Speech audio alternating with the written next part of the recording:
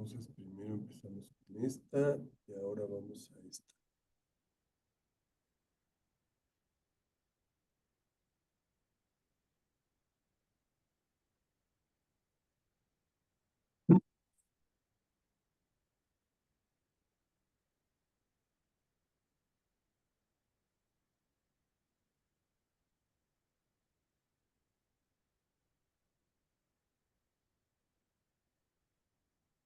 Como que se les fue el internet, no, que se ve como mal la imagen, ¿no? Está como chueca.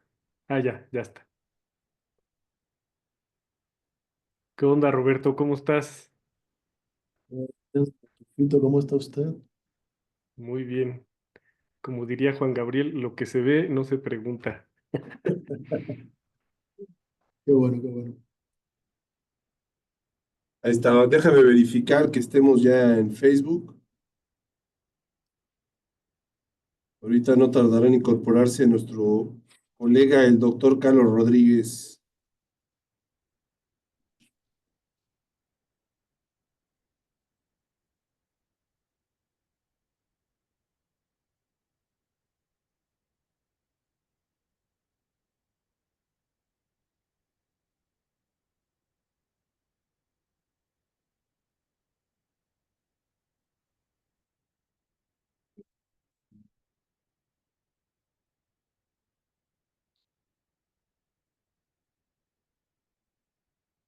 Samuel, una pregunta, ¿podemos quitar el aire? Sí, Abraham, ¿le Sí, puedes también, decir al compañero si apaga el clima del aula? sí, no está frío. Sí, es que está aquí el sistema. Fíjate que voy a tener que volver a reiniciar la transmisión en Facebook porque no salió. Vamos a ver qué pasó.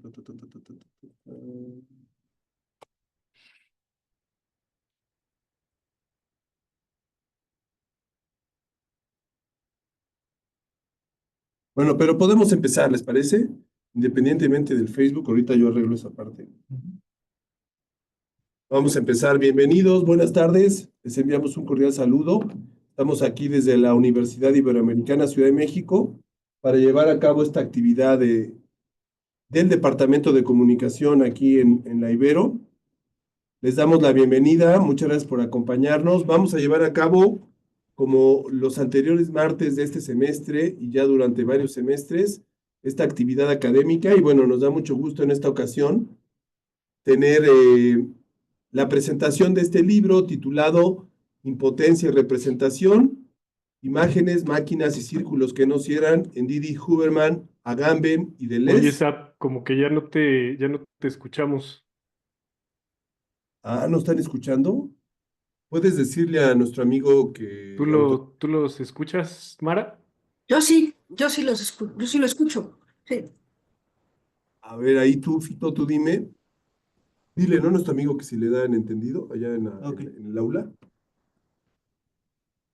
Algo pasó que no me dejó compartir. Pero bueno, les decía, este libro que fue publicado recientemente por la doctora María Luisa Bacarlet Pérez, académica de la Universidad Autónoma del Estado de México, profesora e investigadora, a quien le damos la bienvenida. Muchas gracias, doctora María Luisa, por acompañarnos. Buenas tardes. Buenas tardes y gracias por la invitación. Gracias a ustedes.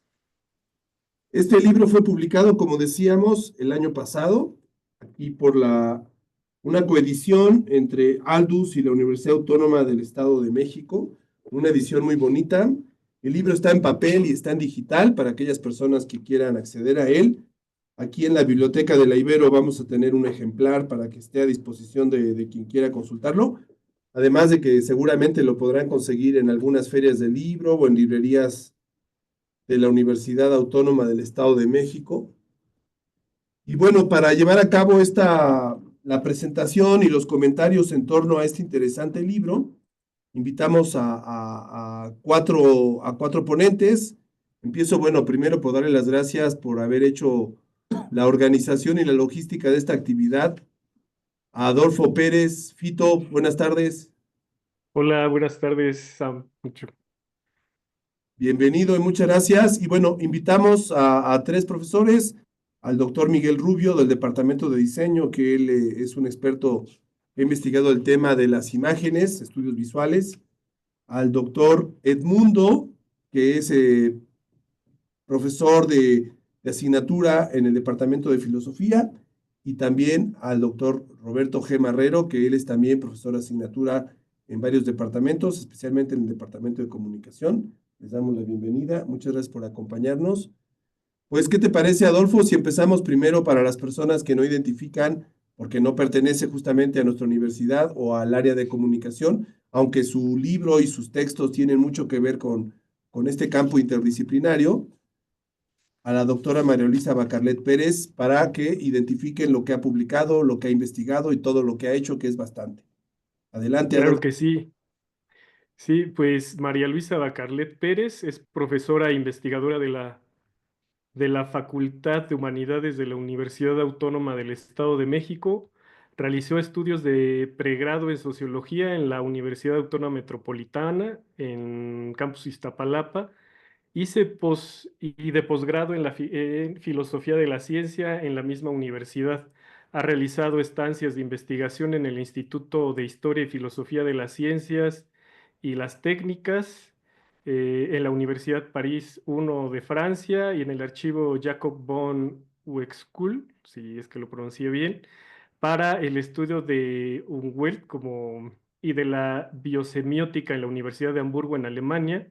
Sus libros publicados son de Friedrich Nietzsche, La vida, el cuerpo y la enfermedad, por la UAM, Filosofía y enfermedad, una introducción a la obra de George Cangigen, por la UAM y por RUA, una historia de la anormalidad, finitud y Quédate ciencias aquí, del Carlos. hombre, la obra de Michel Estás en el Foucault, video. de Gediza, y también Deleuze, Borges y las paradojas, coautoría también UAM Gediza, y breve historia del pensamiento de George Cangigen, también de la UAM, fue en la UAM, impotencia y representación, imágenes, máquinas y círculos que nos cierran, en Didi Uberman, Agamben y Deleuze, que es el libro que vamos a estar comentando el día de hoy. Muy bien, excelente. Pues muchas felicidades, doctora María Luisa, por la publicación. Oh, gracias, gracias y bueno, espero que podamos adentrarnos un poco en lo que trata el libro y que también sea de su agrado. Gracias. Claro que sí, ¿por qué no empezamos? Bueno, antes de darte la palabra para escuchar tus reflexiones, quiero darle la bienvenida aquí a mi colega, al doctor Carlos Manuel Rodríguez Arechavaleta, que es el coordinador del doctorado en comunicación. Este evento lo estamos llevando a cabo para el área de posgrados, donde estamos articulados la maestría en comunicación, el doctorado en comunicación y la maestría en cine. Y bueno, bienvenido, Carlos, si quieres comentar algo antes de empezar. Muchas gracias, Samuel. Sencillamente agradecer, ¿no? A la doctora por la presentación de este libro y ratificar lo que has dicho, que significa este tipo de actividad, la importancia que tiene para el posgrado de comunicación, tanto para el doctorado como para la maestría. Y bueno, por tanto, agradecer, ¿no? La presencia no solo de la ponente, sino también de los presentes en línea y acá en el aula. Gracias. Muchas gracias, Carlos. Bienvenido. Pues, ¿qué te parece, doctora María Luisa, si escuchamos primero algunas ideas de tu parte sobre esta publicación? Reitero el agradecimiento, ¿no? Por la invitación de estar aquí de manera virtual con gente de la Ibero, ¿no? Bueno, agradezco a la licenciatura en comunicación, a Adolfo Pérez también, porque ha sido pues, en gran medida quien ha impulsado esto, y a los que están aquí presentes, el doctor Edmundo, Miguel Rubio, Roberto Marrero, José Samuel Martínez, Carlos Rodríguez, si no me equivoco, si no me falta alguien, creo que son los que están por aquí, pues les agradezco mucho la invitación. Y bueno, pues hablar un poco del libro significa también reconocer que a veces los libros y los temas de investigación son producto de vericuetos que no necesariamente uno tiene siempre bajo control. Entonces, el libro en gran medida es producto no es meramente azaroso, es decir, entra dentro de los autores que siempre me han gustado, llamado la atención y que tienen que ver un poco con el estructuralismo, el postestructuralismo más bien, ¿no?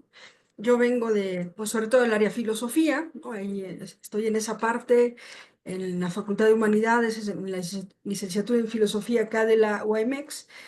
Y por lo regular he trabajado postestructuralismo francés, como Foucault, Deleuze, más recientemente Didier Huberman, y también algunos autores italianos como Agamben, ¿no?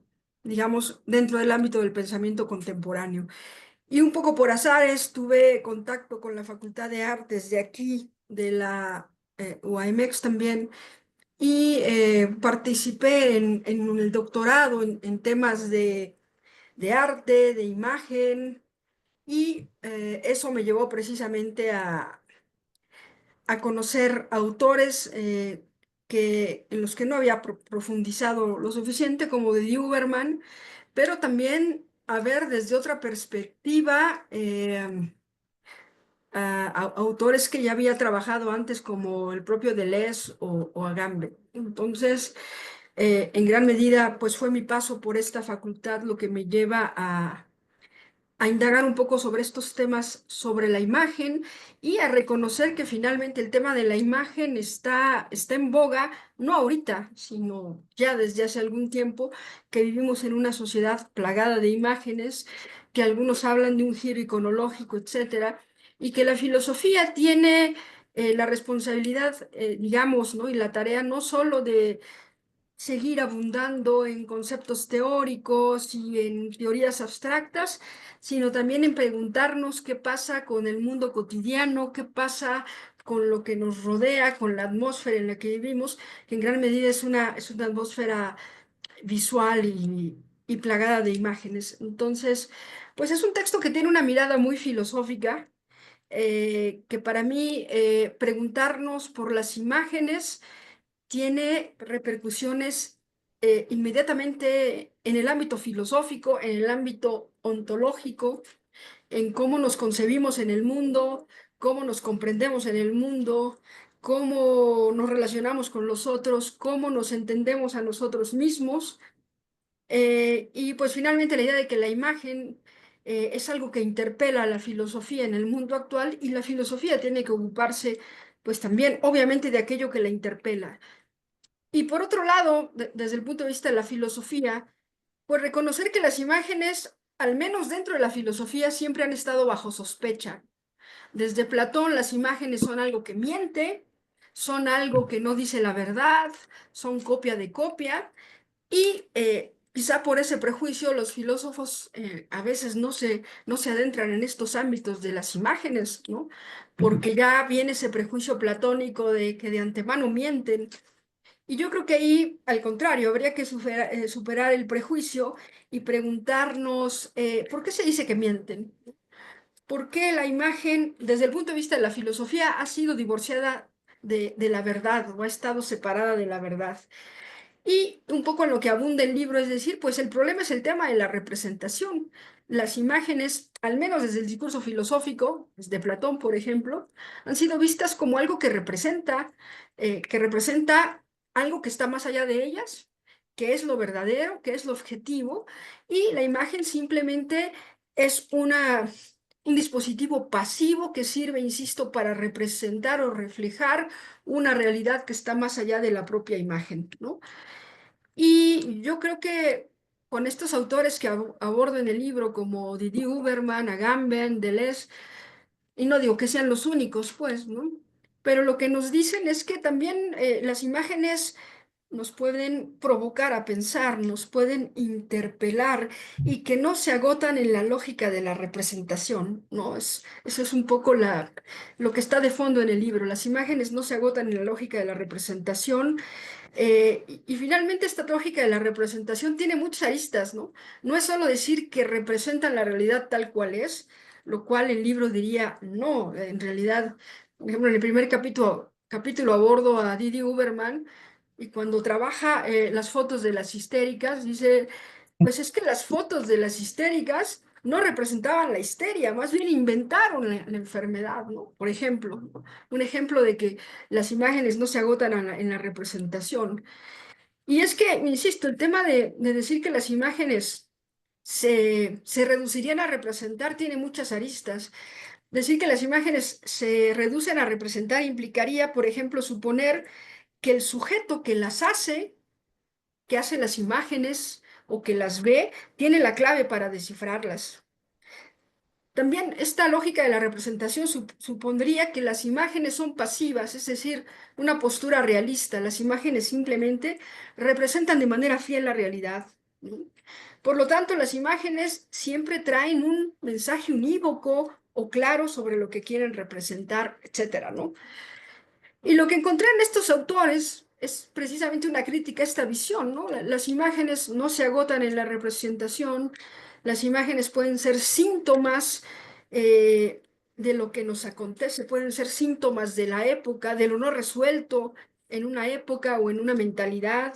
Las imágenes también pueden mostrar accidentes que están más allá del control de quien diseña las imágenes o de quien las ve, y esos accidentes nos pueden llevar a pensar, ¿no? O a ser críticos, por ejemplo. Las imágenes raramente cierran, ¿no? En un mensaje claro, en un mensaje unívoco, ¿no? Que es lo que para mí tiene que ver con la impotencia, ¿no?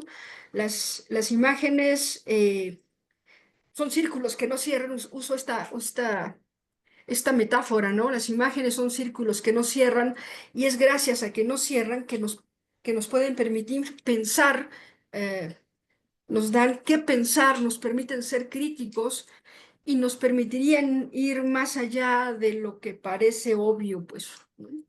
Entonces, pues bueno, eso es un poco la intención del libro, así un marco muy general del mismo.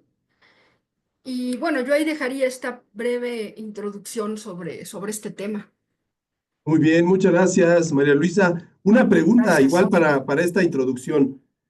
El vínculo de esta reflexión que nos compartes muy atinada, muy precisa, con el tema de la democracia, que es un aspecto que atraviesa toda la argumentación, digamos, porque le da además otra fuerza a la argumentación, porque la conecta con otros aspectos que muchas personas que tienen a lo mejor una imagen, un poco, una idea, para no decir imagen, muy positivista de las imágenes, no suelen relacionar, ¿no? Tal vez si no te gustaría ahí aclarar brevemente esa relación de tu argumentación con el tema este de la democracia. Sí, precisamente en la introducción abordo un poco ese tema, aunque obviamente daría puro para mucho más, ¿no? Pero, pues, evidentemente, lo que trato de explicar en la introducción es que el tema de la representación es un tema que en este libro yo trabajo con relación a las imágenes, pero también es un concepto en la teoría política clave, el tema de la representación, ¿no? La crisis de la representación, lo que estamos viviendo ahora, por qué la gente siente que los partidos no la representan, por ejemplo, o que determinado movimiento no lo representa.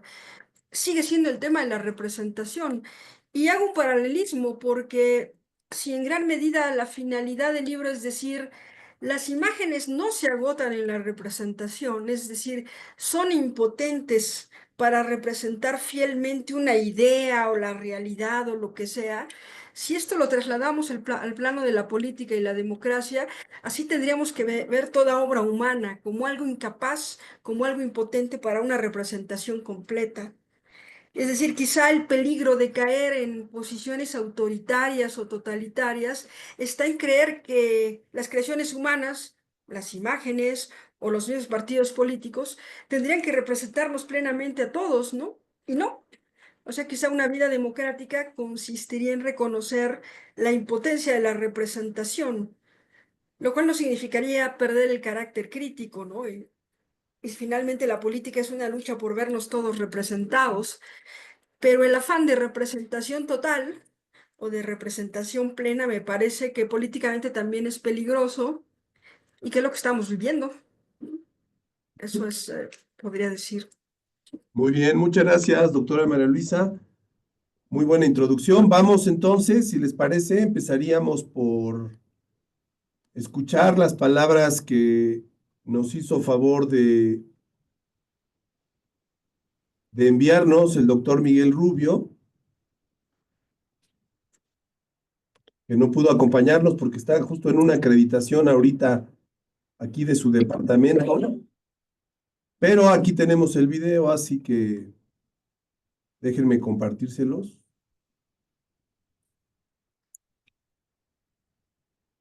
Ahorita lo ponemos, ahí va.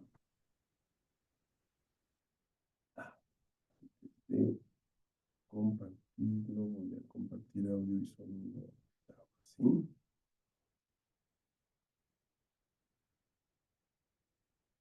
Listo.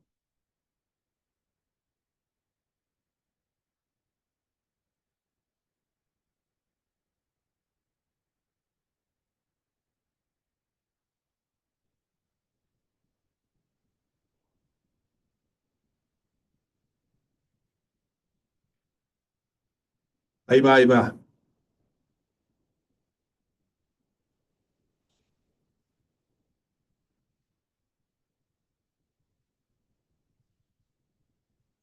Pues se escucha, ¿verdad? Ah, Ya vemos que está hablando, pero no se escucha. sí, no sé por qué. A ver, Ay, algo pasó aquí en compartir audio y video. Vamos a ver qué fue.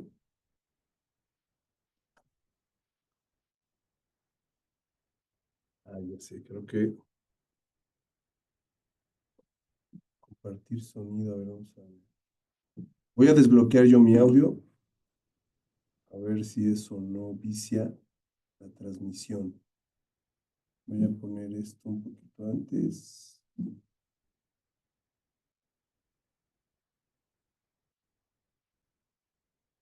Ahí va, voy a intentar así.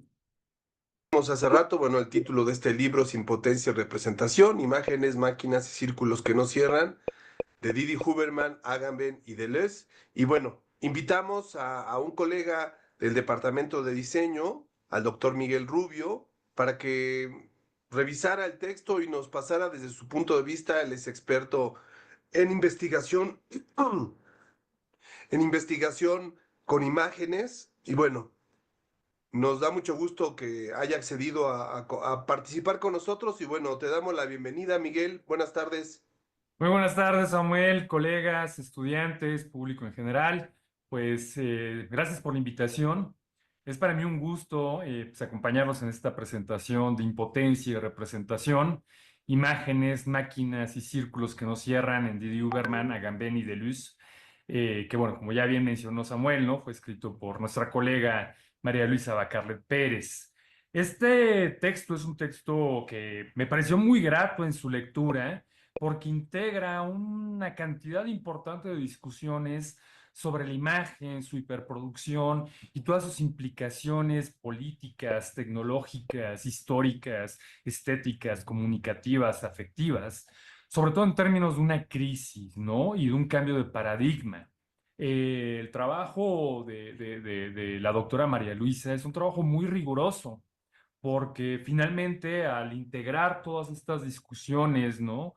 De la mano de teóricos referenciales como Mitchell, los que están mencionados en el título, ¿no? Didier Berman, Agamben, Deleuze, por supuesto, pero también otros, John Berger, ¿no?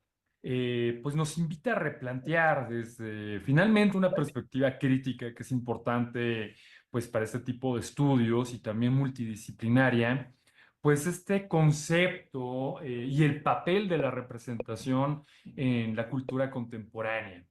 Eh, el tema no es menor, es un tema con muchísimas aristas y precisamente María Luisa inicia pues más bien con una conexión política, la introducción de su libro, ¿no?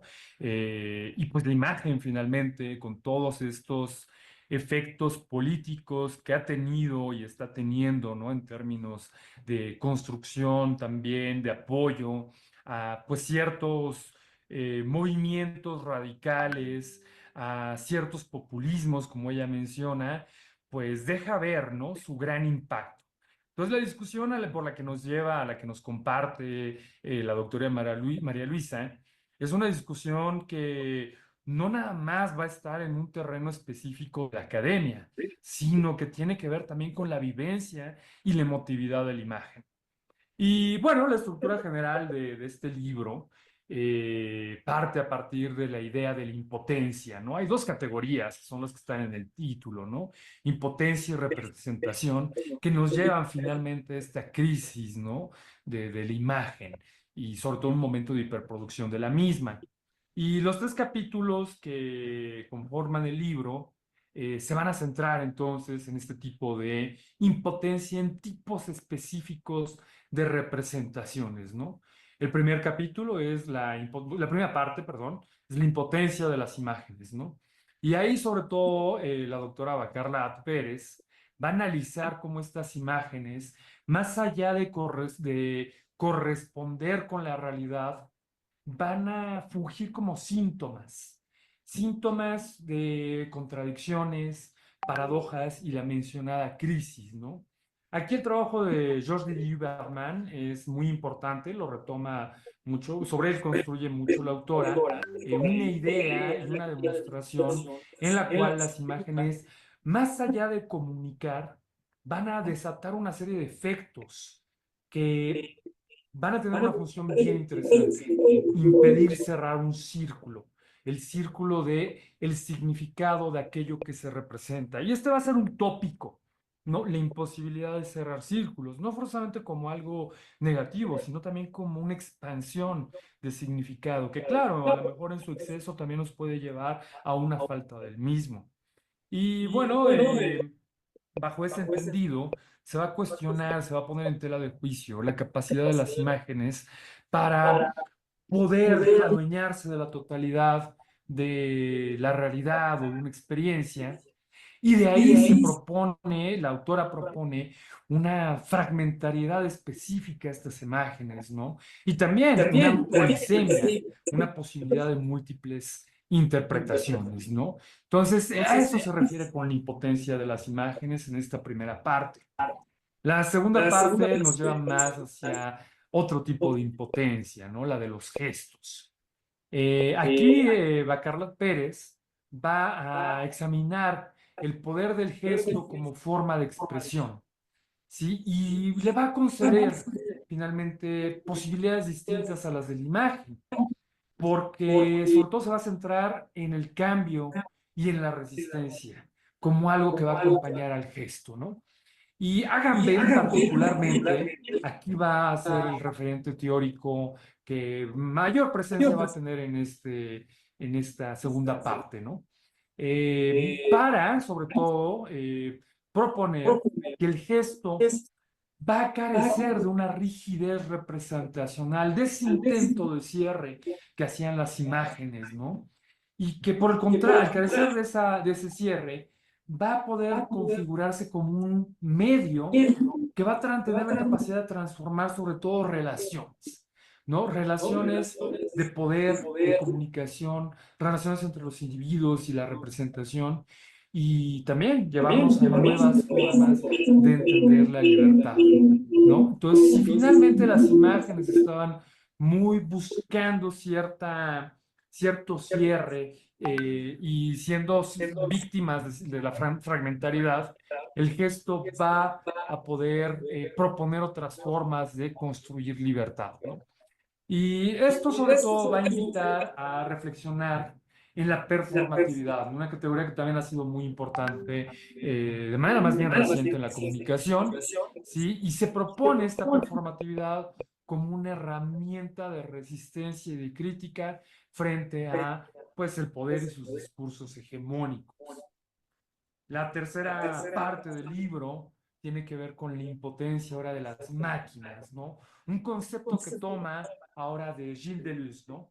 Que Deleuze, por cierto, tomó mucho de Erewhon, ¿no? Y de Samuel Butler y de Darwin, entre las máquinas, un capítulo que había escrito hablando también de esta dinamitación, ¿no? De la hegemonía a forma de, no sé si la palabra correcta sea parodia, pero forma de crítica, ¿no? Forma de exageración, como Cándido, como Cándido. Bueno, este tercer capítulo, esta tercera parte, se va a centrar en, sobre todo, la tecnología, la automatización, ¿no? Y pero desde la mirada de Deleuze, como mencionaba, ¿no? Y sus efectos, afectos y perceptos que está construyendo esta tecnología. Entonces, la autora va a explorar sobre todo la manera en la que las máquinas, entendidas bajo Deleuze, pueden ser pictóricas, cinematográficas, ¿no? Dispositivos inclusive, al no ajustarse a una lógica, igual que el gesto, ¿no? De representación también cerrada, van a tener una capacidad específica para subvertir una idea de unicidad. Van a poder también en la multiplicación, ¿no? Que ellas generan de imágenes, de representaciones, crear variaciones, ¿no? Y estas máquinas, por otro lado, van a tener una incapacidad, ¿no? La de abarcar la complejidad de su propia complejidad, ¿no? La complejidad ontológica que las acompaña, ¿no? Y pues bueno, básicamente estas son las tres grandes partes que constituyen el libro, ¿no? Y pues en síntesis hay una visión muy renovada de estos problemas clásicos sobre la imagen y la representación que nos propone la autora, ¿sí? Y la va a llevar mucho a los terrenos del arte, la política, y va a poner también en tela de juicio este fantasma, esta quimera de una representación cerrada, un problema más bien pues ontológico entre la representación y lo que ello representa, ¿no? Que viene desde la antigüedad clásica, al menos. Y precisamente esta representación completa, cerrada, definitiva, pues la autora propone que es realmente inalcanzable. Y esto no forzosamente es negativo, como ya mencionamos como ella menciona en los tres capítulos que componen el libro. Este análisis, sobre todo, al centrarse en la impotencia, entendida no realmente como deficiencia, ¿no? Sino como posibilidad también de apertura, transformación y dinamización, pues va a permitir que la impotencia sea una fuerza que va a estar avanzando sobre lo ya conocido, ¿no? Y en ese sentido proponiendo nuevas posibilidades de ser, de relación con el mundo. Otro aporte importante de este texto, ¿no? Es también este cruce entre, sobre todo, tecnología, que hoy en día, pues con todas estas cuestiones de inteligencia artificial nos compete mucho, ¿sí? Política, estética y cultura. La reflexión que Bacarlet Pérez articula en torno a estos cuatro ejes, por supuesto, es interdisciplinaria, multidisciplinaria, y va a estar tejida a partir de la crisis, ¿no? De la representación y cómo ha transformado también los terrenos del arte, ¿no? De la democracia, un tema con el que ella inicia y mantiene mucho durante su texto, ¿sí? A partir de esta proliferación de imágenes, de la automatización de las mismas y de la hiperproducción como elementos que también están moldeando nuestra relación y experiencia con el mundo. Y bueno, ya para cerrar, ¿no? También, pues esta lectura que hace, ¿no? De las obras ya modernas, contemporáneas, pero finalmente clásicas, ¿no? Sobre la imagen, representación, pues también lo va a vincular mucho con, pues, la historia más antigua, ¿no? La de las imágenes, por ejemplo, religiosas, ¿sí? Las de las imágenes más tradicionales y sobre todo va dentro de esta perspectiva diacrónica, ¿no? Y diatópica a mostrar cómo la representación siempre se ha enfrentado a una gran paradoja, ¿no? Y es de poder figurar aquello que es infigurable, aquello que es irrepresentable. Y esto va a generar una tensión, ¿no? Una tensión entre el ideal y la realidad, entre lo divino y lo material, ¿no? Entre lo perfecto y lo imperfecto. Lo importante de esa tensión, y eso también tiene que ver mucho con algo que sin duda afecta múltiples esferas de vida, es que permite entender otras maneras otras posibilidades de mundo y otras maneras de ser en el mundo. Y pues bueno, ese sería mi comentario. Muchas gracias, Samuel. Muchas gracias a todos los presentes y los invito a escuchar a los siguientes comentaristas. Muy buena tarde. Hasta luego.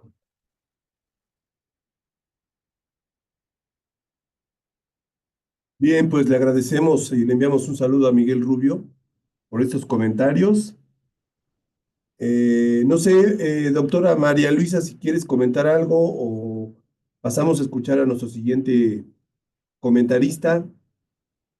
Sí, yo creo que sí podemos escuchar a los comentaristas que siguen y al final hacer pues un comentario, eh, pues agrupando las distintas perspectivas. Me parece muy bien, muchas gracias. Vamos entonces a escuchar al doctor Edmundo Cervantes, que él es filósofo también. A ver, déjame bloquear. Ahí está. Él también es filósofo de formación y bueno, como ya decíamos, el doctor Edmundo Cervantes ha colaborado con nosotros en varias actividades y con el área de posgrados. Y bueno, bienvenido Edmundo, será un gusto escucharte, adelante. Gracias, Samuel. Bueno, agradecer también a la autora, al Departamento de Comunicación por la invitación. Pues voy a mi comentario, que será sucinto. Destacaré algunas cuestiones, nada más, del texto, de la obra. Inicio la lectura. La obra Impotencia y Representación de María Luisa Bacarlet Pérez se inscribe en una línea de pensamiento que problematiza la relación entre imagen, representación e impotencia desde la intersección de la filosofía y la estética.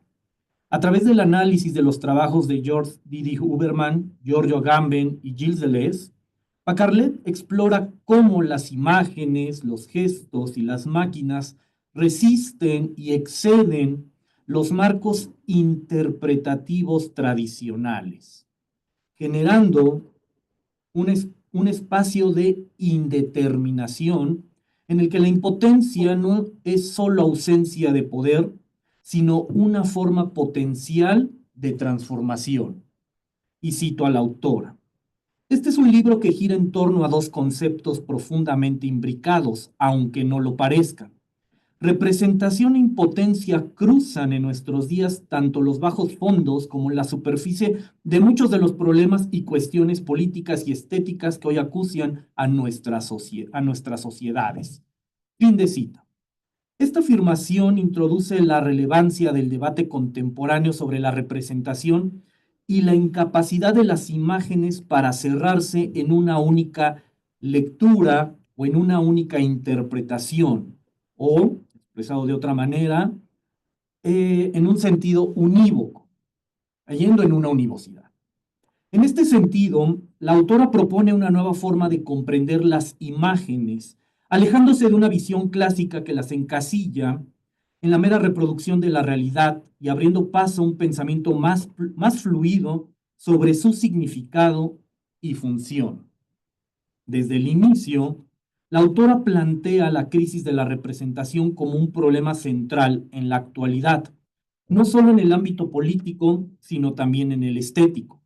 La impotencia de las imágenes no radica en su incapacidad para representar, sino en su resistencia de ser capturadas dentro de un marco cerrado de sentido. Es decir, plantea, y aquí esta idea me remite a un referente de la filosofía mexicana contemporánea, Mauricio Beuchot, que precisamente habla de la pluralidad de sentidos, ¿no? En distintos tratados de semiótica y semiología, tratados sobre hermenéutica, pues justamente habla de la multivocidad. Si bien Mauricio Beuchot no utiliza tanto la palabra imagen, y llega a utilizarla, él utiliza algo análogo, que es la palabra, el concepto de símbolo, que, bueno, siguiendo un poco el comentario del autor al inicio, precisamente simbolón, ¿no?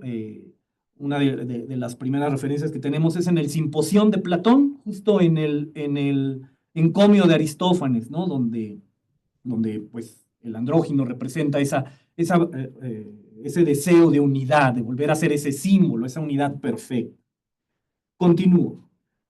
La obra de Didi Uberman es clave en este análisis, pues sugiere que las imágenes operan como síntomas, manifestaciones de lo reprimido o de lo que no puede ser completamente codificado en el lenguaje. Cito de nuevo a la autora. Las imágenes no solo pueden producir síntomas en quien las contempla, sino que ellas mismas pueden ser síntomas, síntomas de los tiempos, de los conflictos no resueltos, de una sobrecarga de elementos contradictorios.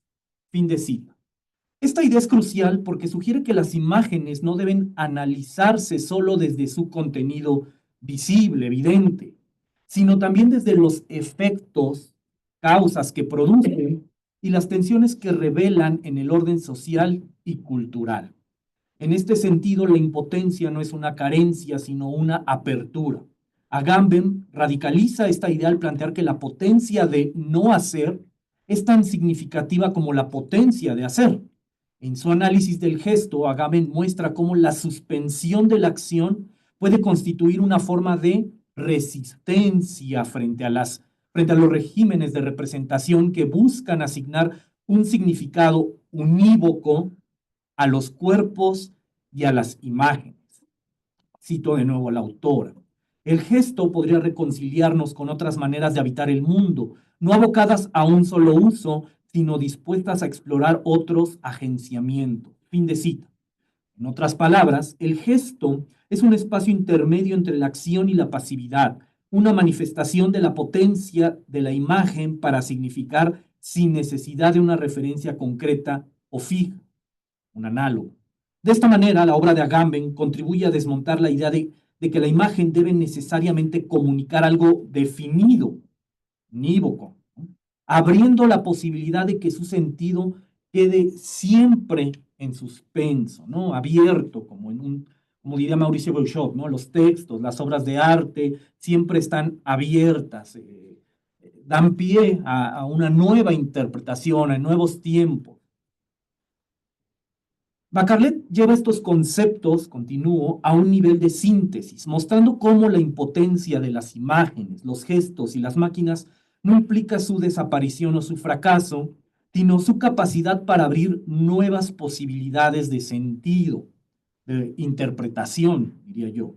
La figura del círculo, que no se cierra, aparece como una metáfora recurrente en su análisis. Y la cito. Las imágenes no son simples reflejos de la realidad. Los gestos no son meras expresiones de una interioridad predefinida. Y las máquinas no son únicamente herramientas de producción. Fin de cita. A través de este planteamiento, el autor enfatiza que la representación es siempre incompleta y que cualquier intento de fijar un significado absoluto, unívoco, único, traiciona la naturaleza misma de la imagen y del gesto, ¿no? En un sentido muy hermenéutico. En este sentido, la impotencia se convierte en una estrategia estética y política que permite desafiar la rigidez de las estructuras de poder y de conocimiento.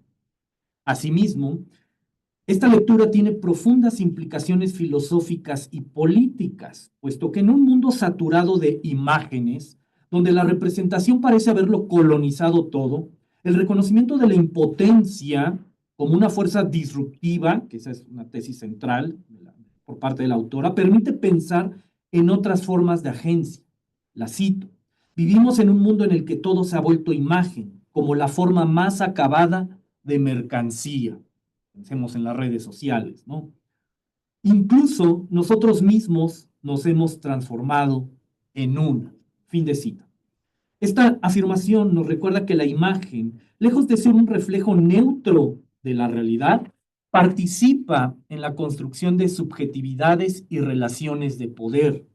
La saturación de imágenes en la era digital implica que la representación ya no opera como un simple espejo del mundo, sino como una tecnología que regula la visibilidad y el acceso a lo real.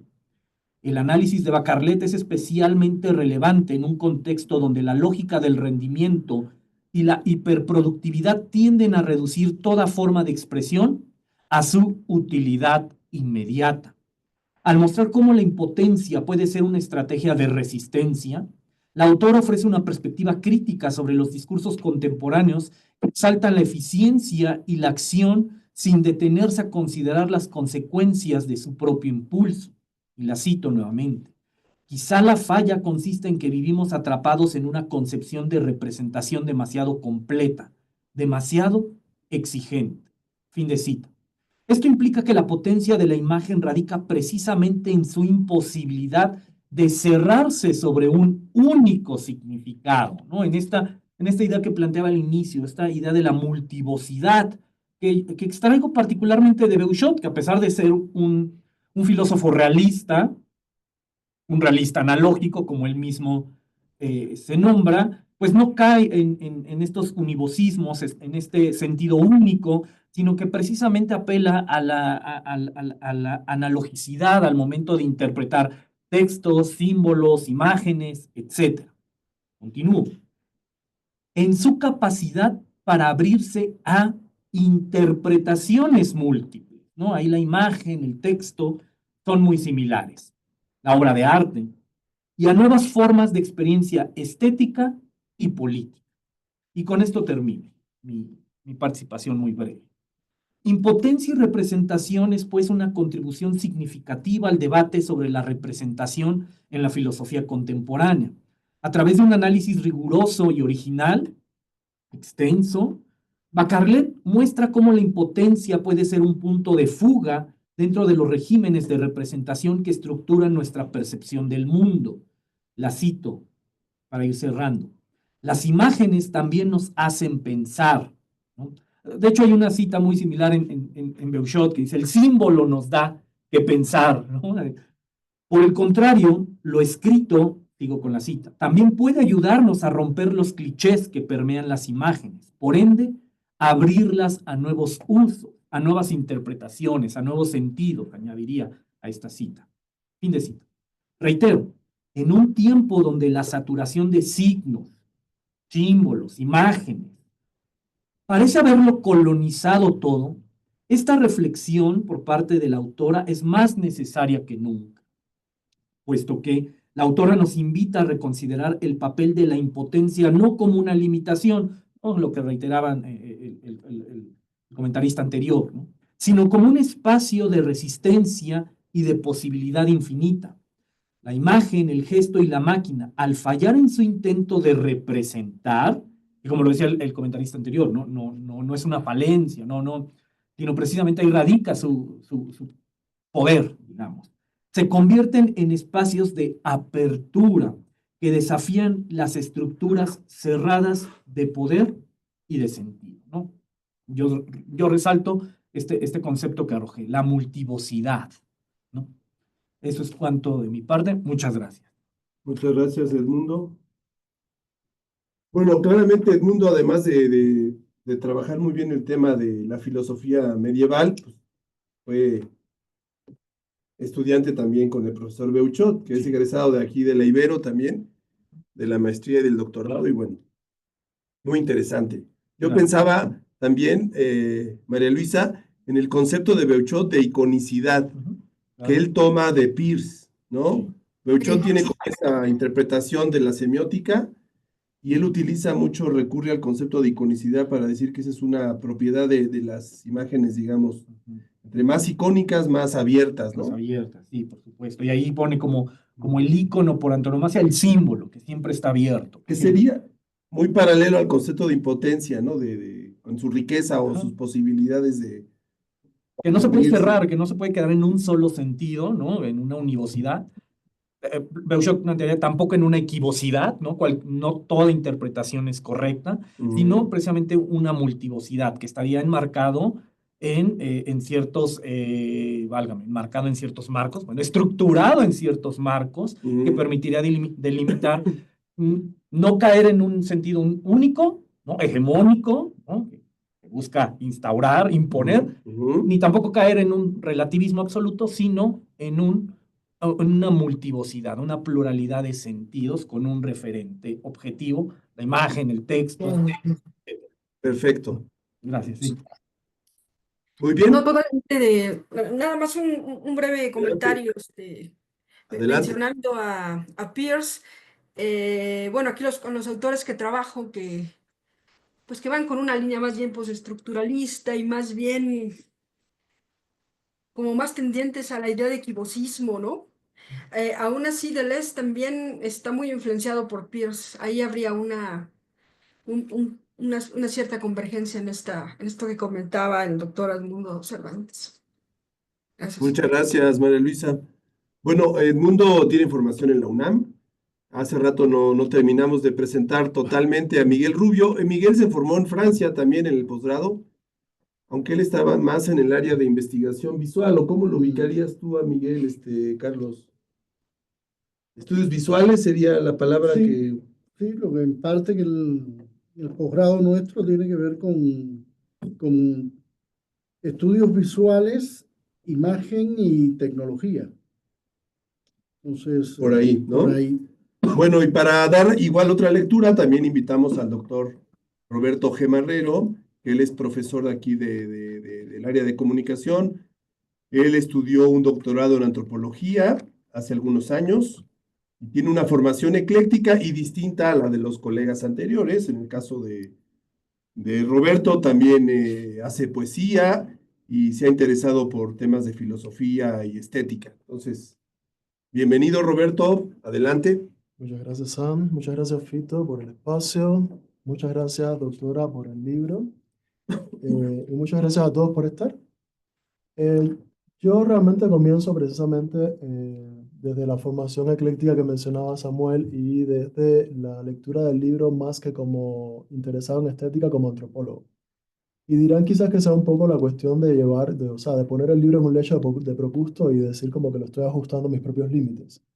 Sin embargo, Bueno, todo lector tiene ese derecho, ¿no? por supuesto, estamos hablando de no cerrar círculos. Entonces, la cuestión está en que yo más que tratar de parcializar hacia mi campo, lo que quiero es resaltar pues el valor que puede tener el libro para interpelar otros campos. Y por ahí van a ir un poco mis comentarios. Eh, en primer lugar, bueno, habría que comenzar con la aseveración, a lo mejor un poco drástica, de que muchos de los libros que traen a colación a varios autores sobre un mismo tema muchas veces terminan siendo un collage. No es el caso. La verdad es que yo creo que la autora logra tener como una visión muy integrada, o sea, se nota que la comprensión del pensamiento de los tres autores básicamente está muy bien hilvanada y muy bien llevada hacia el punto donde ella quiere llevarlo. Entonces, esto también es una cuestión que se agradece mucho, porque una vez que el pensamiento está tan metabolizado y tan bien expresado, pues uno desde allí puede dialogar más fácilmente. Bueno, y permíteme interrumpirte para decir esto que no hemos señalado. Una cualidad de este libro es su claridad. Ujú, totalmente. Estará de acuerdo aquí nuestro amigo Edmundo que en filosofía no necesariamente la claridad es una cualidad de muchos colegas académicos, Ujú. y esto en María Luisa es una maravilla. Sí.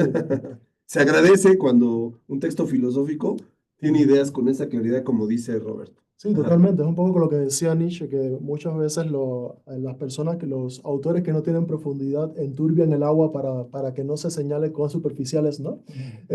No es el caso de este texto. La Claro. política La, Hegel. la verdad es que es un texto de una claridad meridiana y por eso es que, insisto, se puede dialogar con él desde otras áreas con más facilidad. Entonces, partiendo de este punto, pues voy a leer algunas cosas y sobre otras voy a hacer comentarios, porque ya como decía, pues me interesa mucho la cuestión. La autora habla incluso de las implicaciones políticas que puede tener esta idea de las imágenes que no cierran o de los círculos que no cierran. Y a mí me gustaría hablar un poco pues también de, digamos, la repercusión que puede tener esto en un ámbito investigativo y metodológico, que también es otra de las áreas que yo trabajo. O sea, metodología de investigación, quiero decir en este caso. Entonces, pues, comenzaría pues afirmando que el análisis contemporáneo de la representación, en este momento de lo que se ha dado en llamar giro iconológico, ha experimentado una profunda transformación, evidenciando que lejos de ser un mero reflejo duplicado, es decir, de captar potencial y objetivamente la realidad, la representación se caracteriza por una inherente impotencia. Esta condición, lejos de ser una debilidad, como ya han dicho los expositores anteriores, abre el espacio para múltiples significados y a una crítica constante de los esquemas establecidos. esquemas dentro de los cuales me gustaría incluir, aunque va a ser la pregunta con la que voy a cerrar, a la universidad, como estos esquemas cerrados, en los cuales pues muchas veces estamos intentando constantemente cerrar los círculos que nos cierran. Entonces, esta idea de la impotencia respecto a la universidad me gustaría mucho quizás como ser uno de los temas que podamos conversar después con la autora. En la obra Impotencia y Representación, Imágenes, Máquinas y Círculos que no cierran, en Didi Huberman, Agamben y Deleuze, María Luisa Bacarlet Pérez examina este fenómeno a través de tres ejes fundamentales que ya se han mencionado, no hablo sobre ellos. El primer eje analizado en el texto, la impotencia de las imágenes. Tradicionalmente se ha entendido que una imagen cumple la función de reproducir. Tradicionalmente, bueno, habría que ver en cuál tradición, pero en general, de reproducir fielmente la realidad o transmitir un mensaje claro y unívoco. Sin embargo, autores como Didi Huberman cuestionan esta perspectiva al mostrar que las imágenes operan como síntomas, lo cual va muy acorde precisamente con el ejemplo que trae la autora sobre las histéricas, ¿no?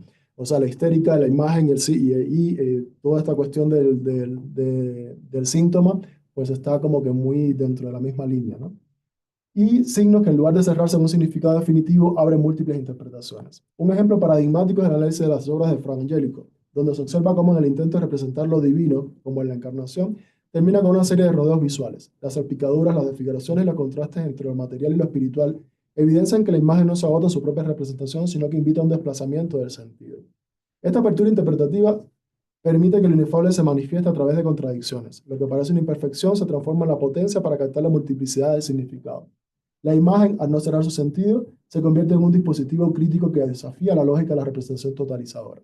En este sentido, me gustaría un poco también como reflexionar, porque Didi Huberman aquí y la autora pues hablan un poco sobre la cuestión de cómo se ve el mármol en esta obra de Fra Angelico y cómo, digamos, la no representación exacta del mármol dentro de la obra se convierte, digamos, como una forma de manifestar la inefabilidad del propio fenómeno que se está tratando de captar, ¿no?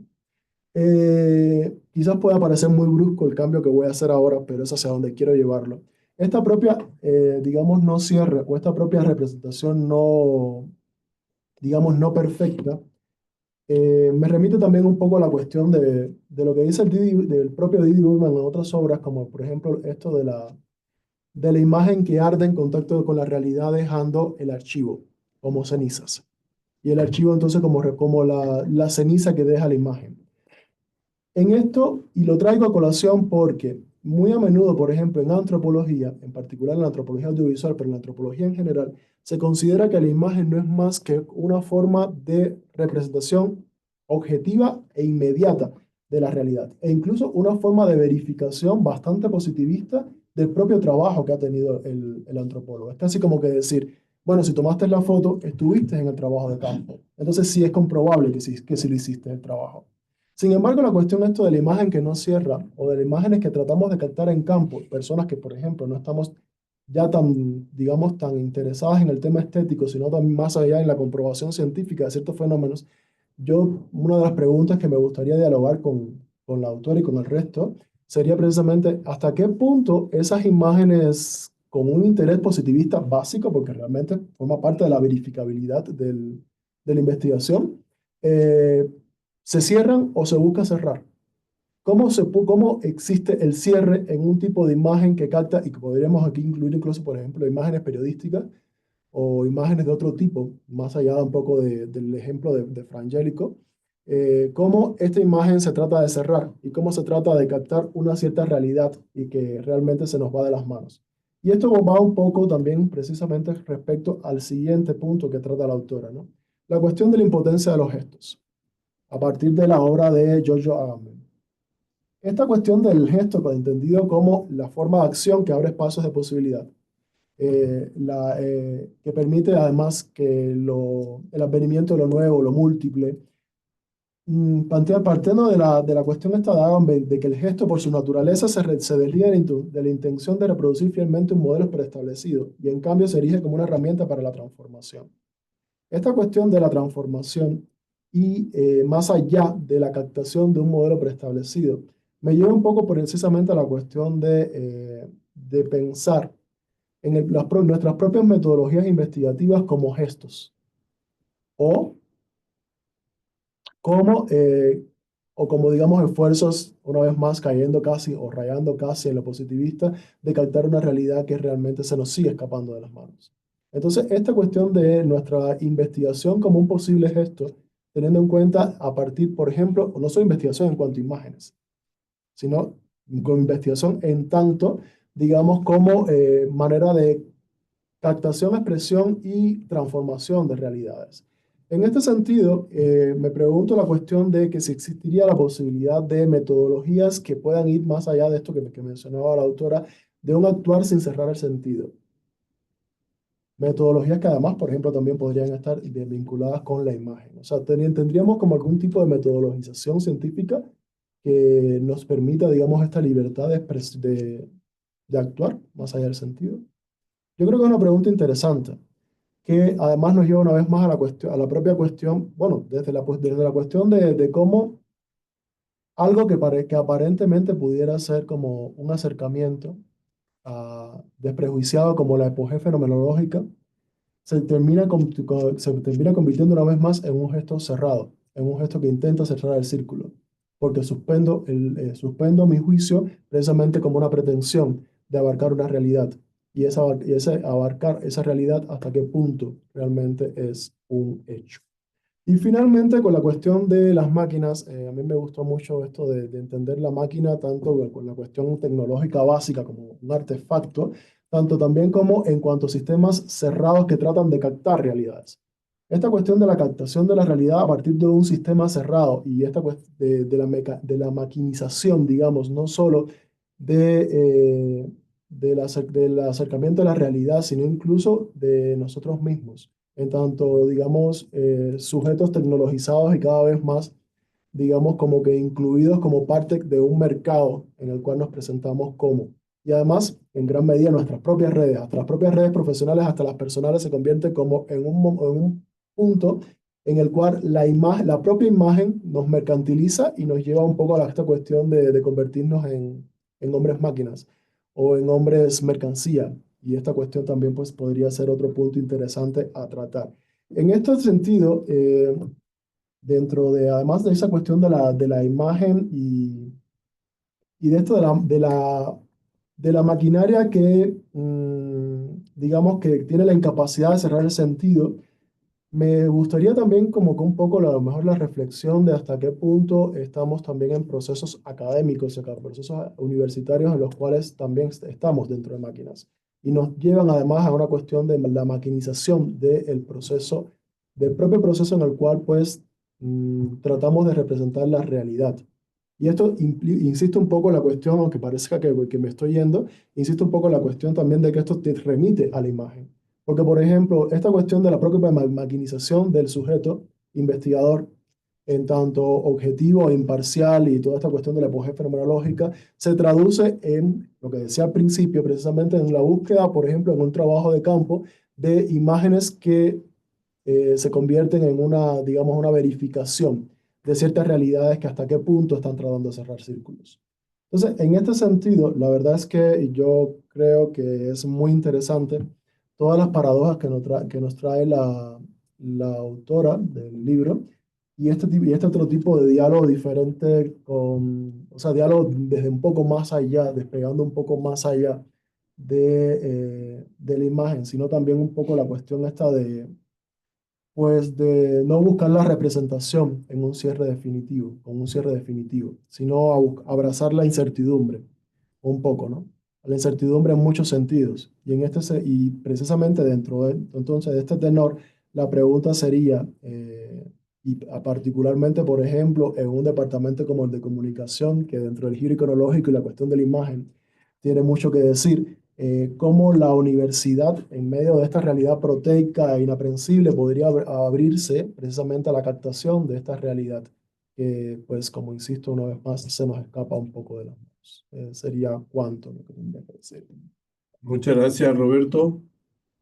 Gracias por tus comentarios. Bueno, para cerrar esta ronda de comentarios y después escuchar a la doctora María Luisa, ahora le cedemos la palabra a Adolfo Pérez para que nos comparta su lectura desde Ocoyoacán, Estado de México. Está apagado tu micro, Fito, por ahí.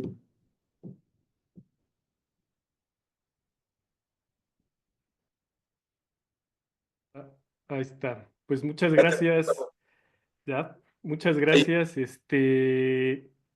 Pues siguiendo esta pregunta que hace Roberto, pues yo lo que hice fue agarrar como esta cuestión del libro y lo tomé como una especie de método, ¿no? Porque de alguna manera sentí que el libro como tal era como una especie de tratado, este, como de lógica contemporánea, ¿no? Donde lo que pasaba, lo que nos estaba diciendo, cada una de las partes que iba leyendo eran como una serie de pretextos o de argumentos, ¿no? Como para llegar a esa parte donde las cuestiones no cierran, ¿no? Las mismas imágenes como algo que no cierra, ¿no? La potencia del poder no también es algo que nos explica nos lleva a como esa cuestión del método y las máquinas en Gilles Deleuze, pues parte también como es una forma de método, ¿no? Y me quedé con esta idea del cliché y de la catástrofe de la que habla en el último capítulo, la tercera parte, y entonces, con esa angustia de enfrentarse a la página en blanco, ¿no? De llenarla de clichés y que se convierta en una catástrofe al estilo de Jackson Pollock, pues recordé una frase, ¿no? Cliché que queda muy bien en estos tiempos donde decía, ¿no? Si tú estás a favor o en contra, ¿no? Y esa cita, pues que todo el mundo la escucha, pues yo la leí en Jean Baudrillard, ¿no? Que decía ni a favor ni en contra, sino todo lo contrario, ¿no?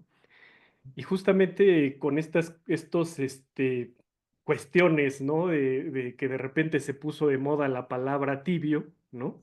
Donde nos dice es que tú o estás con uno o estás con otro, ¿no? Y con esta cuestión democrática y política de polarización que está actualmente, pareciera que funciona así, ¿no? Desde la polarización que en su momento hizo Andrés Manuel López Obrador, ¿no? Entre chairos y fifís, o de derecha o de izquierda, o estás, lo que está haciendo ahorita Trump, ¿no? Entonces, siguiendo esta lógica de este libro, donde se trata de aprovechar o de tomar como pretexto las imágenes para analizar cualquier cosa, justamente fue lo que hice, ¿no?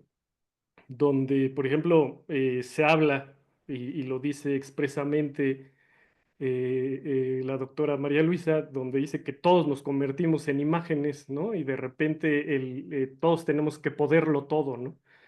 Cuando lo ejemplifica con la publicidad de Nike y de Adidas, ¿no?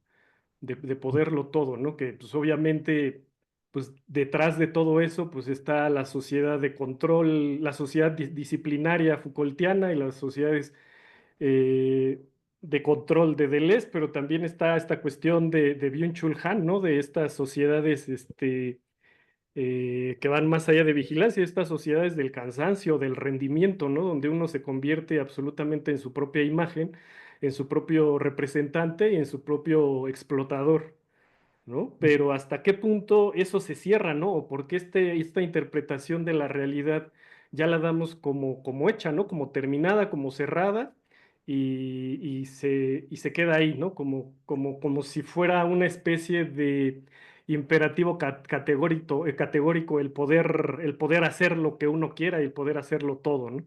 Y el mismo libro yo lo vi así como un tratado de lógica contemporánea donde podemos usar este texto para poder interpretar, ¿no? Poder romper incluso esta idea de la imagen, ¿no? Propia. Y entonces me puse a pensar, ¿qué pasaría si más allá de la imagen que hay, ¿no? Actualmente, pues son las pantallas, ¿no? Las pantallas, la inteligencia artificial, ¿no? Que serían tomando el pretexto o tomando el argumento de las histéricas que hacía Didi Uberman, ¿no? Que fue la fotografía el medio que creó a la misma enfermedad, ¿no? O parte de que creó la enfermedad. ¿Qué pasaría? ¿Qué está creando las pantallas, ¿no? ¿Qué están creando las pantallas? Pensando un poco en ecología de los medios, ¿no? ¿Qué está creando Internet, las pantallas mismas, más allá como reproductoras de imágenes? ¿Qué tipo de enfermedad o de sociedad está creando, ¿no?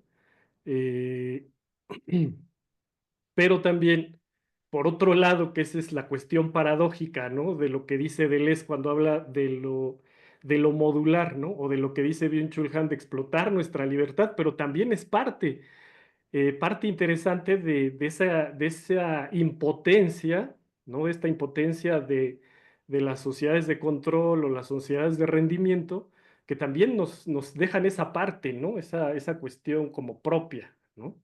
Sin llegar al agotado, ¿no? Que también ahí menciona Bartleby, y que es una cuestión paradojal que ahí ustedes lo pueden leer en el tercer capítulo. Pero, por ejemplo, retomando a la cuestión de las redes sociales, la función que era, ¿no? Cuando empezó, por ejemplo, con Facebook, anteriormente estaban otras, ¿no? Pero era como muy positiva, ¿no? Toda esta cuestión de alegría y de gustarse, de lanzarse, y de repente vemos en lo cotidiano aquel video de un influencer, ¿no? Donde está comiendo y tiene que representar que está muy feliz, pero cuando terminan de grabarlo está totalmente agotado, enojado y fastidiado, ¿no? Pero pues es su trabajo, ¿no? Entonces ahí empieza esta cuestión de las paradojas, ¿no? Incluso del Internet y de lo falso que puede ser eh, esta cuestión de las representaciones, ¿no? Pero que no se cierran, ¿no? O sea, lo interesante de todo esto es que no llegan a decir esto está totalmente blanco, es totalmente negro, ¿no? Eh, Y bueno, ya se ha mencionado en las cuestiones de la democracia, las cuestiones, los gobiernos totalitarios, ¿no? Que justamente por su impotencia, la democracia es lo que sería, de alguna manera, por decirlo así, el gobierno perfecto, ¿no? Que necesitaríamos, porque justamente por su incapacidad de sentirnos representados, ¿no? Esa es una idea interesante, ¿no? Y este también, por otro lado, está como en el capítulo tercero de Agamben, del poder decir no, pero también está esta otra parte del sujeto agotado, fastidiado, cansado, ¿no? Hasta qué punto este sujeto que vemos como si lo tuviéramos en todas partes, pero que también hay otra parte de todas como las cuestiones locales, ¿no? No sé si se acuerdan aquella discusiones que existieron a través de la globalización y de repente lo local, ¿no? Que resurge, ¿no? Entonces es paradójico porque por una parte estamos como en ese imperativo de poderlo todo, pero hay otras cuestiones locales que no están atravesadas por nada de este discurso, ¿no? Y a veces la vida cotidiana no está atravesada por ninguno de estos discursos, ¿no? Entonces, eso es interesante en el uso de este libro.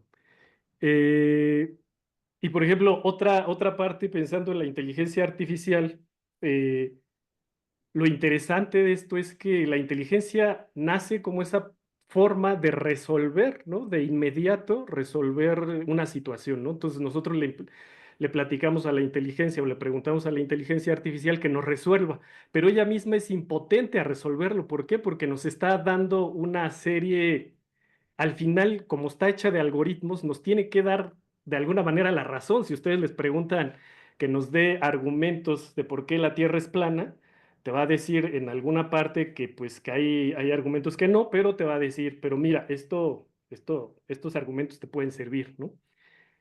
¿Y qué va a pasar con esto? Que pues, como bien en una charla dijo Vico, un amigo, un filósofo español, dice, lo único que va a hacer es polarizar, ¿no? Va a polarizar a las sociedades entre las cuestiones, entre la gente que tiene acceso, por ejemplo, a este tipo de tecnología premium y la gente que usa el del celular, ¿no? El de Meta que tenemos a la mano. Entonces hay una polarización, pero esta radicalización se puede dejar un poco atrás, ¿no? Desde la cita ahí a Feyerabend, ¿no? Contra el método, o este tipo de como contra el método, antimetodología, no sé cómo llamarle, de justo lo que preguntaba Antimétodo, ¿no? Le dicen algunos. Ajá, justo lo que preguntaba Roberto. Entonces, es como retomar todo esto para empezar como a cuestionar, ¿no?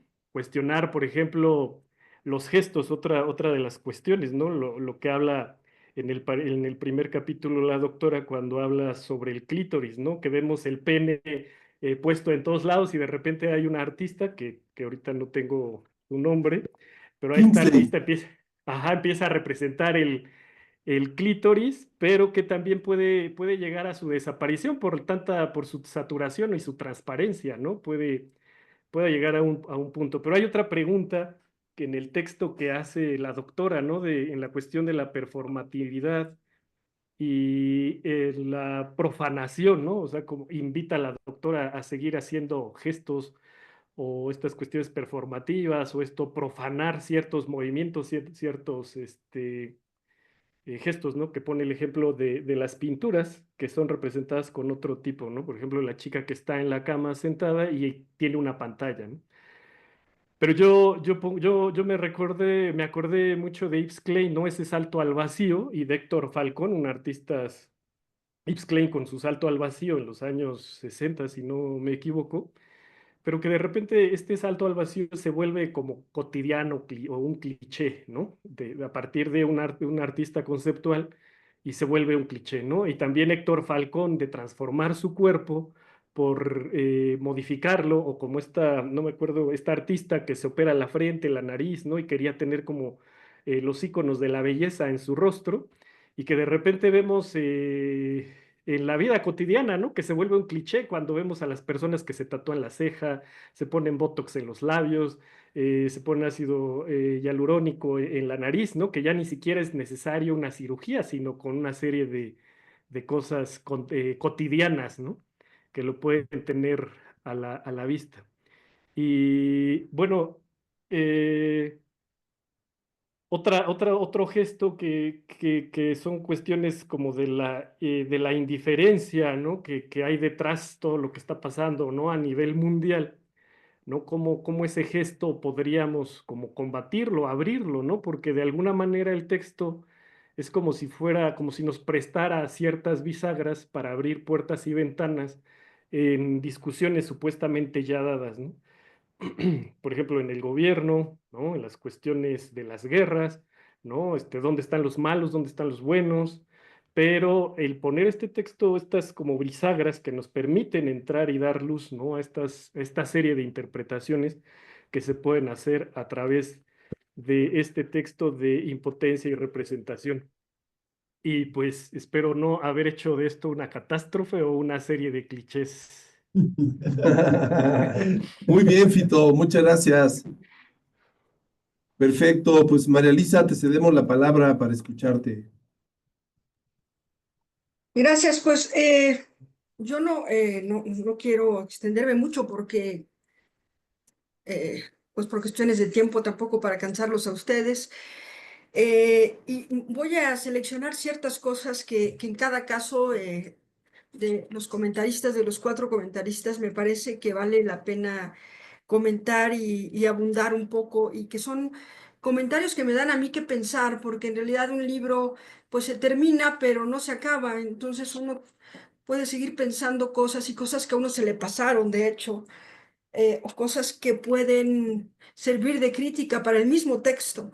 Entonces me voy a centrar en ciertas cuestiones, voy de atrás para adelante.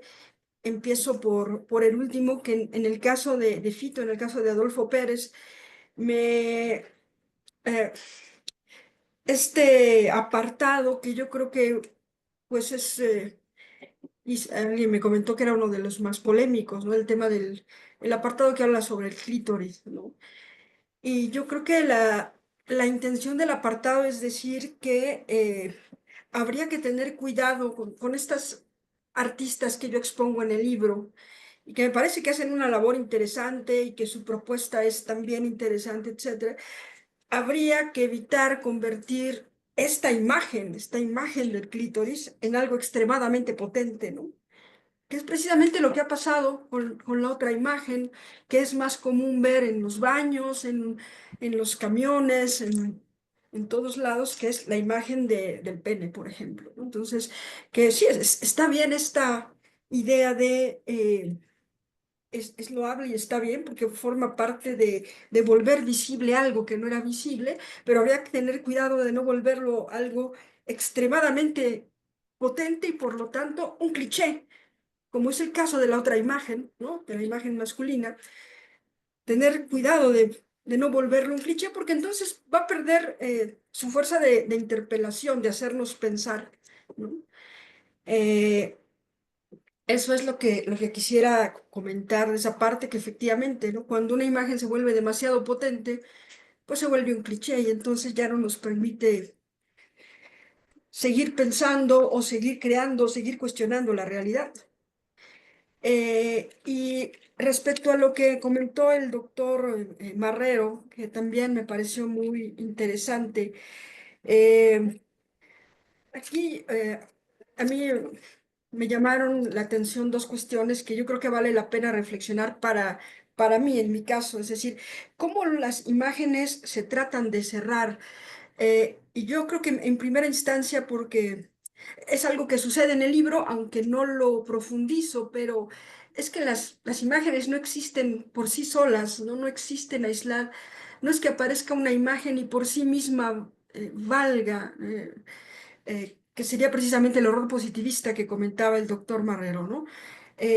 No, las imágenes no se sostienen por sí solas, no son mónadas, pues, sino las imágenes aparecen en un mundo, en una época, dentro de un lenguaje, dentro de una tradición cultural, dentro de una disciplina, y yo creo que todos esos elementos, ¿no? Pensando muy Foucaultianamente, son lo que ha permitido que las imágenes se cierren, ¿no? Cierren y las forcemos a que nos digan algo, por ejemplo, que las imágenes de las histéricas nos digan la verdad de la histeria, porque están hechas dentro de un hospicio, porque están hechas bajo la dirección de un médico, porque están hechas en Francia en tal momento, en tal época. Yo creo que todos esos elementos que, que acompañan a las imágenes que las imágenes jamás aparecen solas o como mónadas, sino siempre dentro de un montaje cultural, lingüístico, etcétera. Creo que también son los dispositivos que se usan para cerrarlas. Y yo creo que esa cuestión está muy conectada también con la última pregunta que hacía el doctor Marrero, ¿no? Metodológicamente, ¿cómo se podría usar esto? Bueno, es una pregunta muy interesante, pero igual yo pensaría un poco Foucaultianamente lo que Foucault anota al final del orden del discurso. Foucault lo dice respecto a los discursos, ¿no? Pero yo creo que también podríamos pensarlo con relación a las imágenes. Tendríamos que preguntarnos por ese contexto que rodea la imagen y que ninguna imagen es una mónada, sino emerge, insisto, en un contexto, en un lenguaje, en una tradición, en una disciplina. Y trayendo también un poco a cuenta a Foucault, tendríamos que preguntarnos cuál es la voluntad de verdad que está detrás de cada imagen y ver a las imágenes no con esta mirada positivista de la que se hacía mención, sino ver a la imagen como una violencia que ejercemos en el mundo finalmente. Las imágenes también son una forma de forzar al mundo a que nos diga lo que queremos que nos diga. Eso en primera instancia se me ocurriría porque creo que son preguntas importantes que habría que hacer, que en este caso tendría que hacerme yo también como autora del libro. Y igual creo que hay cosas que el libro no cierra finalmente y que podrían seguirse pensando o criticando. Y un poco voy por allá con el comentario del doctor Edmundo Cervantes cuando hablaba de Beuchot y del equivocismo, por ejemplo. Y sí, el libro es muy entusiasta con relación al equivocismo, pero yo creo que también al libro le hizo falta hablar, a lo mejor en otra obra se podría hacer, ¿no? Pero también de los peligros del equivocismo radical, ¿no? Yo pensaría me vino a la mente precisamente el caso de Laclau, cuando habla de populismo y ve al populismo como la base ontológica de la democracia, porque pareciera que el populismo lo que hace es volver a la política a sus orígenes, es decir, en un momento donde solo hay significantes vacíos, significantes flotantes, todo puede significar cualquier cosa y por lo tanto, pues ahí está precisamente el origen de hacer de la política un escenario de ocurrencias, como ocurre con el populismo, ¿no? Entonces también esta idea de pensar que el equivocismo radical, así como cerrar el significado de las cosas en una sola dirección es peligroso, también el equivocismo radical también es peligroso. Esa es una cuestión que también habría que pensar, ¿no? Sobre todo por los tiempos que estamos viviendo. Y finalmente, con el comentario que hizo el doctor Miguel Rubio, que también iba en el mismo, me parece que hizo un comentario semejante al del doctor Edmundo Cervantes, ¿no? Esta cuestión de, sí, es imposible cerrar completamente una imagen, cerrar el círculo completamente, pero también es peligroso caer en la falta absoluta de significado. Eh, Eso también habría que pensarse al menos, pues, eso habría que pensarse. Y, y sí, un poco siguiendo las ideas del doctor Miguel Rubio, sí, el tema de la representación es un tema importante, fundamental en comunicación, en teoría de la imagen, pero yo lo que me encontré es que también lo es en filosofía. Es una de las cosas que quizá otros ya han encontrado, pero que a mí, haciendo esta investigación, me sorprendió. El tema de la representación es central, al menos en la filosofía contemporánea, en Deleuze, en Heidegger, en Merleau-Ponty, hay constantemente una preocupación por este tema de la representación, no solo con relación a las imágenes, obviamente. Eh, y bueno, finalmente subrayar también algo que comentaba el doctor Miguel Rubio, ¿no? Que yo creo que eso es importante para nuestro mundo, que como decía Fito, ¿no? De que se nos exige ser todo, tenerlo todo, poderlo todo. La idea de que la impotencia es una de las cosas que están detrás del libro ahí fuerte, pues, o que me interesa que quedaran pues muy subrayadas, esta idea de que la impotencia no es necesariamente algo negativo, ¿no? De que hay potencia en la impotencia y de que, como diría Bartleby, a veces decir preferiría no hacerlo es lo mejor, ¿no? Es una manera de afirmación. Entonces, bueno, esas son las cuestiones que yo quería comentar. Sí, también el doctor Marrero había comentado algo sobre el tema de la diversidad. Y sí, yo creo que están muy conectados, es decir, que las imágenes sean impotentes para hacer círculos que cierran perfectamente, pues es lo que daría cabida a la diversidad, no solo a la diversidad de interpretaciones, sino a la diversidad misma de imágenes, ¿no? Aquí yo pensaría, por ejemplo, en Butler, en Judith Butler, y la idea de que es gracias a esta visibilidad que tienen géneros que no ocupan ninguno de los dos polos, ¿no? Femenino y masculino, sino toda esta pluralidad de géneros que se abre del entre. Es una pluralidad que hemos aprendido sobre todo a través de las imágenes, ¿no? De fotos, de cine, de marchas, de videos. E igualmente esa diversidad que se ha abierto a partir de las imágenes, habría que tener cuidado que estas imágenes no se conviertan en clichés o en imágenes que cierran en estereotipos o en características que encasillen estas distintas expresiones genéricas, por ejemplo, hablando de la cuestión de género, ¿no? Y de la diversidad sexual, etcétera. Entonces, bueno, no sé si a lo mejor me fui muy rápido, No, pero muy bien. eh, sí quería rescatar algunos puntos que me parecieron como que a mí me dan que pensar y que reflexionar. Muchas gracias, doctora María Luisa. Pues muy, muy importante lo que nos comentas para precisar y puntualizar. No sé si aquí en el aula o allá en Zoom hay alguna persona que quiera comentar o preguntar algo. Le podemos abrir el micrófono si alguien quiere preguntar o comentar algo. Aquí no sé, los presentes si quieran, para ir cerrando la actividad, tal vez puntualizar algo, comentar algo. Yo sí tengo ahí. Adelante, Fito, te escuchamos.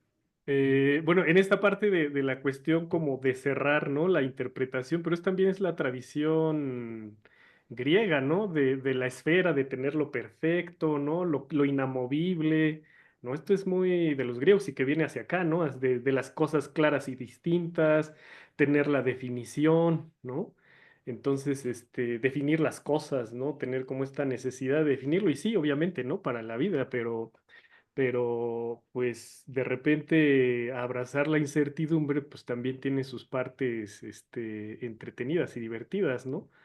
Pero yo creo que viene esa necesidad de como de también de controlar, ¿no? Nos acordamos del soberano, ¿no? Que hace que a la hora de controlar va directamente hacia el cuerpo, ¿no? A cortar cabezas, manos, a la tortura, ¿no? Después las sociedades disciplinarias, pues van directamente a los dispositivos de manera ortopédica, dirá ahí Foucault, ¿no? O estas sociedades de control de lesianas, o lo que dice Byung-Chul Han, ¿no? Como nosotros, autoexplotarnos y poder seguir haciendo cosas, ¿no? Pero también en ese sentido, dejarlo abierto, dejar esta sociedad como abierta, no cerrada, ¿no? Tú incluso te puedes reinventar, no necesariamente tienes que tener una carrera, un nombre, ¿no? Pero también llega, bueno, según Byung-Chul Han, llega a una especie de cansancio, ¿no? De agotamiento. Eh, sí, en relación a lo que comentabas, a la filosofía griega, pues es que yo creo que es una de las marcas de la filosofía occidental y así despega después de Platón y Sócrates.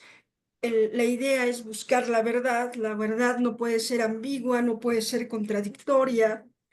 Y entonces la filosofía también ha abonado mucho esta visión eh, de que la verdad tiene que tener un sentido claro, tiene que respetar los principios de la lógica, la identidad, la no contradicción, el tercero excluso, etcétera. Y ahorita que mencionabas eso, me acordaba de Aristóteles, ¿no? Cuando en la metafísica critica a Heráclito, porque dice, es que Heráclito cuando dice que nos bañamos y no nos bañamos en el agua del mismo río, pues está cayendo en una contradicción y así no se puede pensar. Así no se puede pensar, no es posible pensar a partir de una contradicción, de una paradoja, ¿no? Ya de inicio, a mí me da mucha risa, bueno, sí, risa, pues me asombra mucho que las palabras de Aristóteles son, quizá ahí Heráclito no quiso decir exactamente eso, ¿no? Un poco como tratando de salir del atolladero, pero es que Heráclito sí, y finalmente la imagen de impotencia tiene mucho que ver con la paradoja, ¿no? Es decir, en que efectivamente en tanto una imagen no tiene un sentido cerrado, entonces puede significar esto y esto otro también.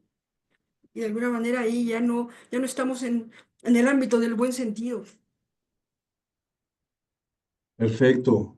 Muy bien, pues muchas gracias. Yo creo que con esta reflexión de la doctora María Luisa Bacarlet Pérez podemos cerrar esta actividad. Primero, bueno, agradeciéndote la disposición, doctora María Luisa, por habernos acompañado, por compartir tu libro. Ojalá puedas seguirnos compartiendo las publicaciones que vayas haciendo aquí para nuestra comunidad universitaria.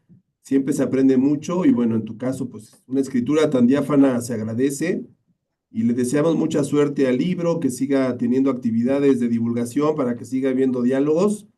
Gracias por este tiempo. Con gusto te haremos llegar vía digital la constancia por la participación en esta actividad.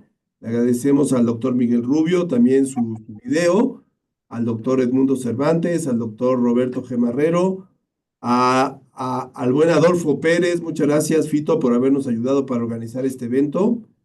Y pues bueno, a las personas que se conectaron, que verán este video en el futuro o en los minutos próximos en Facebook, también les enviamos un saludo y les recordamos que los días martes tenemos estas actividades del Departamento de Comunicación de su área académica de posgrados, buscando contribuir a la divulgación y al diálogo sobre conocimientos de todo tipo vinculados con las humanidades y la comunicación. Muchas gracias, doctora María Luisa. No, muchas gracias a ustedes. Un placer haber estado aquí, haber escuchado los comentarios y mil gracias por la invitación. Gracias a ti, buena tarde a todos y muchas gracias por habernos acompañado. Hasta Hasta luego. pronto. Gracias. Gracias, adiós a todos. Bye. Bye. Voy a dejar de grabar.